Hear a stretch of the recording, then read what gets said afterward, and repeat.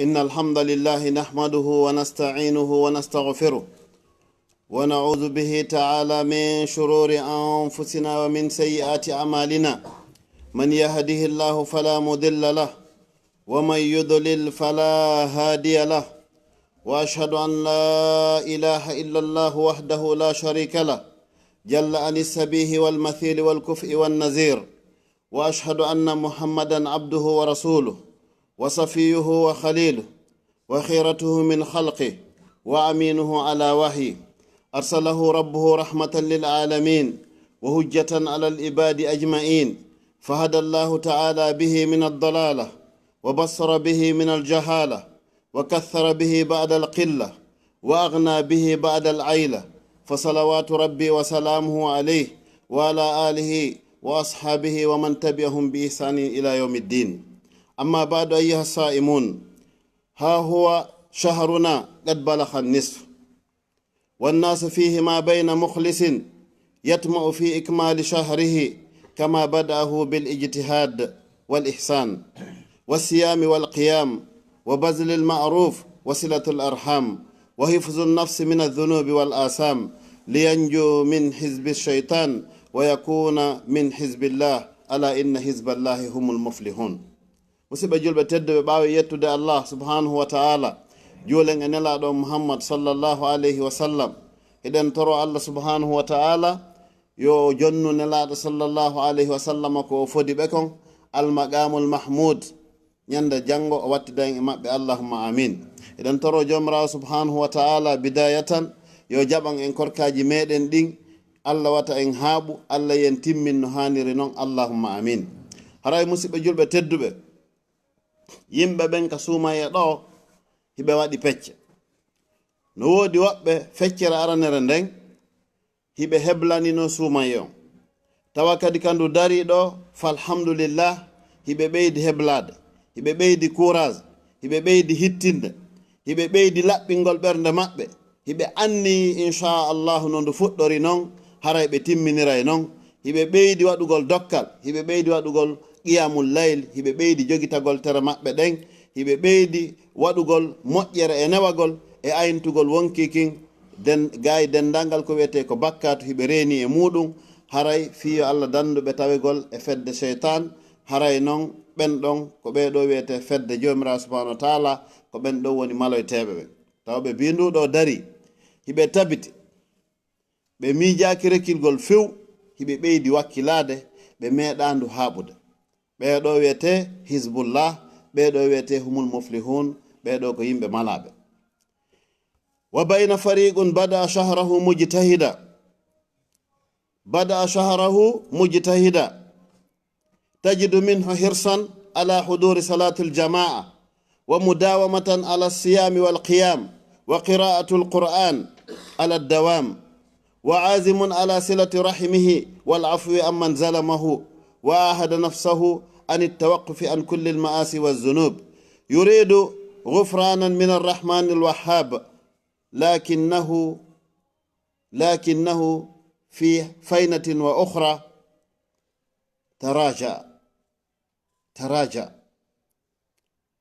تراجع وبدأ منه نقص الإيمان، فهذا والعياذ بالله نقول له جدد إيمانك واجتهد wala takun min alghafilin. haray fedde ɗimmerende musidɓe julɓe tedduɓe, no woodi kadi tawnoɓe hino jogi toujours courage ko lewru ndun daroto, hino wakkili, hino desidi hooray, kono ari ha ka tumbo ɗo tigi tigi falama ndu haɓude, falama wigol ko honde say ndu lannata, ko honde say ndu lewru yahata, falama décourage agol, hino desiduno jofinay alquran, jangi ha peut-être hewti wana lan ami ma maida, inna tigi tigi on ko lutti ɗo kon no ɗuuɗi. hande kadi mi faala accirgol ɗo ni, falama tigi tigi wulɗama bakkatuji ko wowno wadde kon, falama rekkilgol kono rekkilali taho, falama tigi tigi décourage agol ka sappo sakkitoro woni e natude ɗo, falama accitugol yahugol julde jama, falama accitugol yahugol subaka, falama accitugol hebbingol juulirde nden, falama rekkilgol, oɗo neɗɗo ko honɗum wiyetenmo ko hita o rekkil. yo ɓeydu courage, tawi yejjitu fewndo cheytanuji ɗin hino dumba, wata yejjitu fewndo ɗo yite ngen hino ferma, aljannaji ɗin hino uddita. haray noddowo on noddino ko ayyo waɗowo ko moƴƴi ar, ko ayyo waɗowo ko boni potto. donc ayyo faalaɗo découragade, ko ayyo faalaɗo haɓugol suumaye, ko ayyo wonnoɗo e fiimugol acciti sabu suumaye faltama cigarette wongol, tawaqqaf frenu ha joni suumaye lannal taw. ko hay ɓaawo suumaye geddi ɗin udditatake, geddi koko harmi ila yawmi din. kono e nder suumaye kadi ɗi ɓuri tentude ko yon tigi ɓeydu renare. ɓeɗo woni groupe ɗimmo on e wonɓe horde ɓe. groupe tammo on wa amma asinfu salis fa huwa sinfun la yatamayyazu indahu ramadan wala sawwal wala sha'ban wala dhulhijja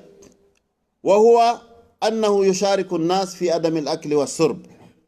lakinnahu laysa lahu ayyu ihtimam bima fi ramadan min al-fada'il wath-thawab bal innahu yakunu amama at-talfiza wal-musalsalat min as-sabah ila al-ghurub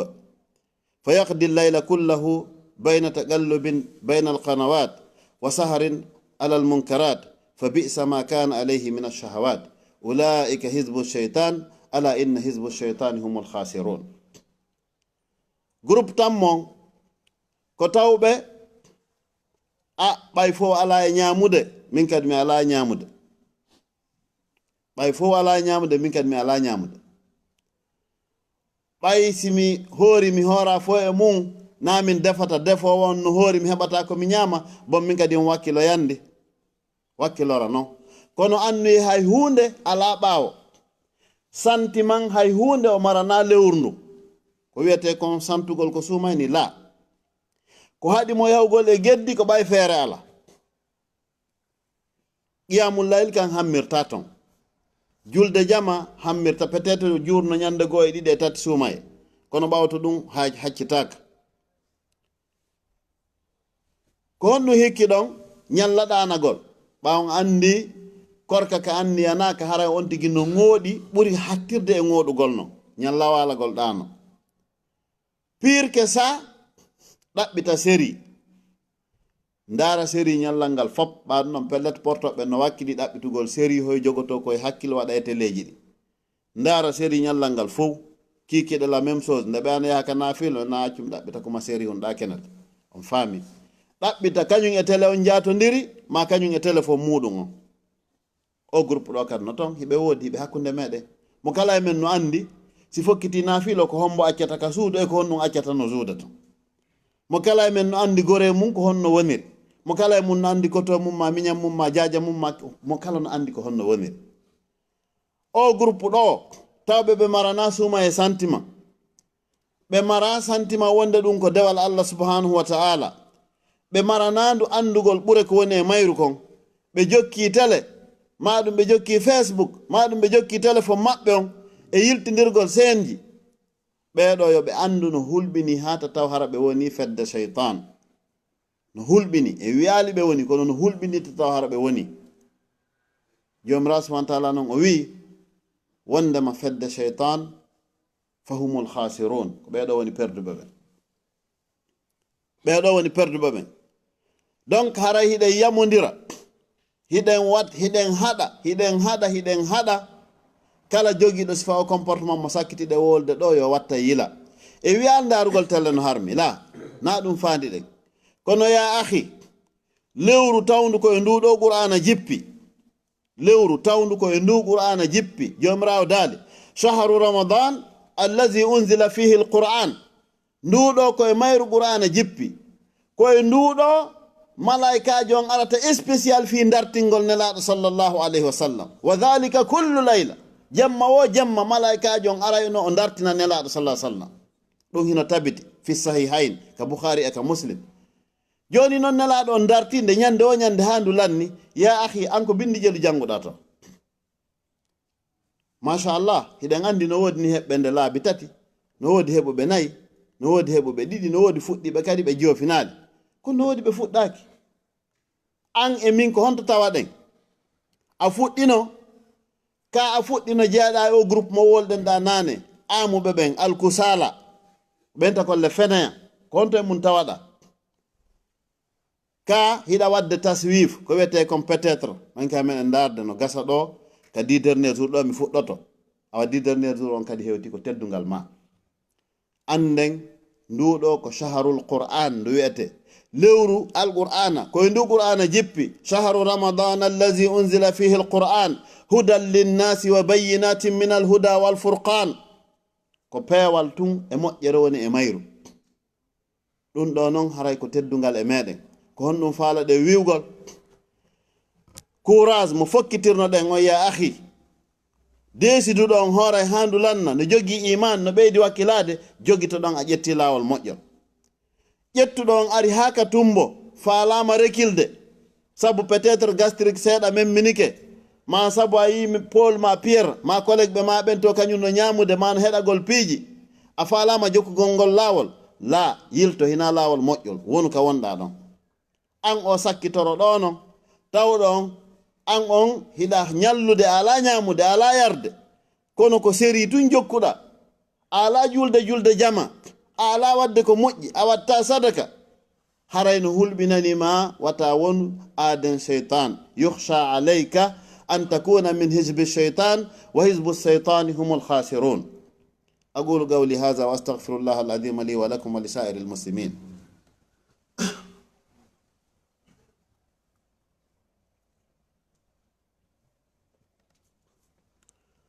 الحمد لله على تقديره وحسن ما صرف من أموره الحمد لله بحسن صنعه شكرا له على إعطائه ومنئه أحمده سبحانه وأشكره ومن مساوي عملي أستغفره وأستعينه على نيل الرضا وأستمد لطفه فيما قضى أما بعد أيها الإخوة المؤمنون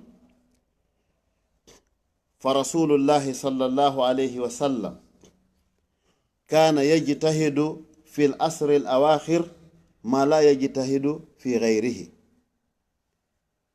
وفي الحديث الذي روته عائشة رضي الله عنها وهو في الصحيحين أن النبي صلى الله عليه وسلم كان إذا دخل الأسر الأواخر سد مئزره وأحيا ليله وفي رواية وأيقظ أهله وقام ليله وفي حديث أخرى أن النبي صلى الله عليه وسلم كان يأتكف الأشهر الأواخر وذلك طيلة حياته ولما توفي رسول الله صلى الله عليه وسلم اعتكف أزواجه من بعده فهذه سنة ولو أميتت اليوم فإنها سنة ثابتة عن رسول الله صلى الله عليه وسلم مسيبة جلبة تدبة نوير دنين فكي حقنا en sifika ɗo sifaji yimɓe ɓen e alhaali maɓɓe ko honno ɓe woniri haray anden ko sappo sakkitoron woni e natugol ɗo tan quelques jours sappo sakkitoron ka suumaye ɗo en janga e mum hadisaji tati ɗi fop ko selluɗi ɗi fof hiɗi ka sahihayni Bukhari e Muslim tabiti wondema nelaɗo sallllahu alayhi wa sallam iza dakhala al ashru si sappo sakkitoron hewti kana yejtahidu fihi ma la yejtahidu fi gayrihi hiɓe wowi accélérude e dawal Allah e okkugol e moƴƴugol ko ɓe waɗano fewndo sappo ara noon e sappo ɗimmo ɓe ɓeyda vitesse ɗum ko teddungal faalaɓe rekkilgol ɓe nelaɗo ko o 10 jours sakkitoro ɗo ɓe ɓeydayno hittingol e yiyay joni façon dawal honɗum ɓe watta e 10 jours sakkitoro on ɗo si ɗum feƴƴi hadis ɗimmon ko hombo fillimo ko Aisha hombo woni Aisha ɓeygu nelaɗo sallllahu alayhi wa sallam mo nelaɗo maaki ƴette e oɗo feccere dina mon kam nene Aisha ɓe maaki si sappo sakkitoron ka suuma e hewti nelaɗo sallllahu alayhi wa sallam ɓe laatinoke honɗum ɓe haɓɓayta ho wudere maɓɓe nden worɓe ɓen ɓaawa ɗo ɓe haɓɓay ha joni ɗe reni somalien e waytaɓe noon ha Indonésie ɓe haddoto ɗum hina ko hersini ko sunna e wiyal noye waɗɗum ga ɓana ɗum wowta kono ko sunna donc ɓe haɓɓayno wudere maɓɓe nden ɓe findina ɓeygure maɓɓe nden ɓe ɓeyda tinnagol ɓe ɓeyda juulugol ɓe ɓeyda juutingol kadi ko ɓe juulata ko ɗum ko hadis selluɗo wonɗo ka Bukhari e ka Muslim hadis tan mon ko ɗon wonɗen darnirde yi en façon dewal ko nelaɗo waɗayno kon ka sappo sakkitoro ɗo kadi no jeeya e filliɓe hadis on sonnaɓe maɓɓe ɓen e sahabaɓe goo kadi ko wona sonnaɓe ɓen wonde si sappo sakkitoro on hewti nulaɗo sallllahu alayhi wa sallam kana yatakif ɓe ufinotono ka juulirde ɗo ko teddungal faalaɓe rekilgol ɓen nelaɗo si sappo sakkitoro on hewti wona wigol dey mi rekilay ma mi rekilta ma mi dara e télé ma mi darata la kaka nder juulirde ɓe woni wonde siki goɗɗo si yeddi allah ko ka taraw ka nder juulirde ga iɗen andi ko woni ga ko dewal al sa addanaɓe ko ɓe ñama ka nder juulirde ɓe huntoto ka nder juulirde si ɓe wowla awa téléphone ka nder juulirde ko an noon andi ko non wowlta ka nder juulirde kono ka nder juulirde ɓe wonta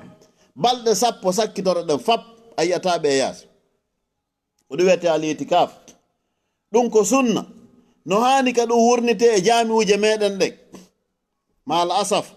miɗo manditi saygo Konakiri mi yehi simanteri min e Cheikh Ibrahima Ba min tawi juulirde fap mawɗo goto pet no ufini kanko tun ka nder juulirde wonɗo balɗe sappo joni ɗum machallah mo yiɗa o a yiyata joni ga fayda itikaf no waɗa ɗum ko sunna duwaɗo wurnitede no hani masjidu Bilal ɗo heɓugol makko baɓe 50 wonayɓe ɗo bi ñande nogay e goo suumaye ɓe juula ɗo qiyamul-layl ɓe ñama ɗo ɓe wona ɗo hara ɓe yalti ɗo o ñande julde e wiyali fof ɓawoɓe contrat ji mum ɗin permettata kono no hani heɓagol 50 personnes hiɗen marni ɓe mara contrat mara golle fus ñallugol joɗagol ka kafeje ɓen no hani arde ufino baraji ɗin naka jiifamɓe wattata nakko ka jiifa maɓɓe ko kamɓe hendoto ko ɓural kadi ko sunna mo nela sallah sallam waɗayno donc e yiiɗo courage mo nelaɗo heeɓi on si hewtino sappo on hande ko siɗa ka julde ko Qur'an tun jangata Qur'an joni e wiyali balɗe sappo joni waɗen 3 jours balɗe tati wiyen ɓawonti hara no faala juulidugol e ɓeygol nden iidi gasi joni wakkilo ara tum balɗe tati wonɓe ɗo wo yewta waɗa programme ɓe halda 3 jours ɓe waɗa itikaf no gasi ɓen ɗon gayni woɓɓe kadi hikkay ɗon ko ɗimpiji ɓurodirte wa fi dhalika falyatanafasil mutanafisun hiɗe wiya yeesoɓe jami on yoɓe newnu ɗum fi ɗum uddite nodde e muɗum ko sunna nelaɗo sallllahu alayhi wa sallam ko ɗum ɗon nattorte ko ɗum kadi woni ko luttata awa haray o balɗe sappo sakkitoro ɗo heɓuɗo feere waɗugol itikaf o yo waɗu heɓuɗo feere yahugol waɗa umra yo yahu heɓuɗo feere ɓeydugol dokkal yo ɓeydu heɓuɗo feere ɓeydugol moƴƴere kala façon ko heɓɗa feere ɓeydu yo wawas ko e darade kadi ndu woni haray ko ɗum ɗo woni ko annino ɗen hewtingol jama on jaɓodiren ɗum inchallah hewta nokkel ɗin fof inen toro Allah subhanahu wa ta'ala no tawniri en ni fuɗɗode sumaye yo tawne en timmode nden nas'alullah subhanahu wa ta'ala an yataqabbala minna siyama wal qiyama wa an la yaj'alana mimman hazzuhu fi sawmihi al-ju' wal atas wa an la yaj'alana mimman hazzuhu fi qiyamihi as-sahr wat ta'ab wa an yaghfira lana wa yarhamna ya rabbi inna bi babika waqifun wa ala dhunubina mu'tarifun نسألك يا ربي أن تغفر لنا وترحمنا إنك على كل شيء قدير اللهم لا تفرق هذا الجمع المبارك في هذا المسجد المبارك إلا بذنب مغفور وعمل وسعي متقبل مبرور وتجارة لن تبور إنك على كل شيء قدير اللهم آتي نفوسنا تقواها وزكها أنت خير من زكاها أنت وليها ومولاها وإنا على ذكرك وشكرك وحسن عبادتك برحمتك يا أرحم الراحمين يا رب العالمين وصلى اللهم وسلم وبارك على سيدنا محمد وعلى آله وأصحابه أجمعين وأقم الصلاة إن الصلاة تنهى عن الفحشاء والمنكر ولذكر الله أكبر والله يعلم ما تصنعون